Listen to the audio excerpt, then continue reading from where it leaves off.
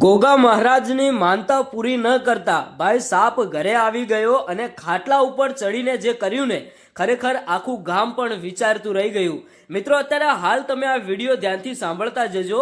હવે તમને બધાને ખબર જ હશે કે આપણા ઘરે કે કોઈ પણ ખેતરોની અંદર આપણને ક્યાંક ને ક્યાંક સાપ જોવા મળે ને તો ભાઈ આપણે માનતાઓ રાખતા હોઈએ છીએ કે હે ગોગા મહારાજ, આ સાપ અહીંથી જતો રહે, અમે તમને શ્રીફળ કરીશું, અમે તમને થાળી કરીશું કે 5 અગરબત્તી કરીશું કે દીવો કરીશું. કોઈ પણ પ્રકારની આપણે ભાઈ માનતાઓ રાખતા હોઈએ છીએ.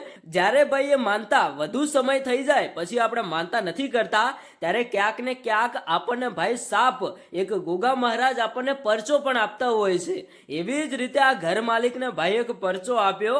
ગોગા મહારાજની માનતા ન કરતા ભાઈ સાપ ઘરે આવી ગયો અને ખાટલા ઉપર ચડ્યો અને ભાઈ મોટી મોટી ઊંચી ફેણ ચડાવીને જે કર્યું ને ખરેખર ઘરના લોકો પણ વિચારમાં પડી ગયા. આખરે ભાઈ જ્યારે અમને સમજણ પડી કે યાર આપણે તો ગોગા મહારાજની માનતા નથી કરી એટલા માટે જ આવું ક્યાંક ને ક્યાંક થઈ રહ્યું છે. પછી ભાઈ ઘરના લોકો આ સાપના નજીક આવ્યા અને એવું કહ્યું કે હે ગોગા મહારાજ, જો અમે કદાચ અમારી માનતા અધૂરી રહી ગઈ હોય અને તમે અમને પરચો આપ્યો હોય તો તમે અહીંથી અદ્રશ્ય થઈ જજો અને તમારા માર્ગે જતા રહેજો. તો ભાઈ આટલી વાત કરતા જ તમે વિચાર કરો કે આ સાપ ખાટલા ઉપરથી નીચે ઉતર્યો અને પોતાના માર્ગે જ્યાંથી આવ્યો હતો ને ત્યાં જતો રહ્યો. પછી ભાઈ ગામના લોકો અને ઘર માલિક પણ વિચારમાં પડી ગયા કે ના ના ભાઈ, ગોગા મહારાજનો ચમત્કાર તો આજે પણ છે.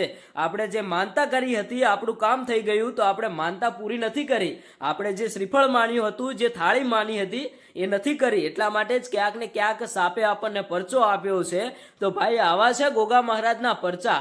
તમારું શું કહેવું થાય છે તમે કોમેન્ટ કરીને જણાવતા જજો. અને જે લોકો માને છે ગોગા મહારાજને એ ભાઈ વિડીયોને લાઈક કરજો. અને જે નથી માનતા એમને ભાઈ આપણે શું કહેવાનું, એમને ભાઈ કંઈ જ કહેવું નથી, પણ તમારે કોમેન્ટ કરીને જણાવવાનું છે કે આવા કળિયુગની અંદર ગોગા મહારાજના ભાઈ ઘણા બધા ચમત્કાર જોવા મળે છે.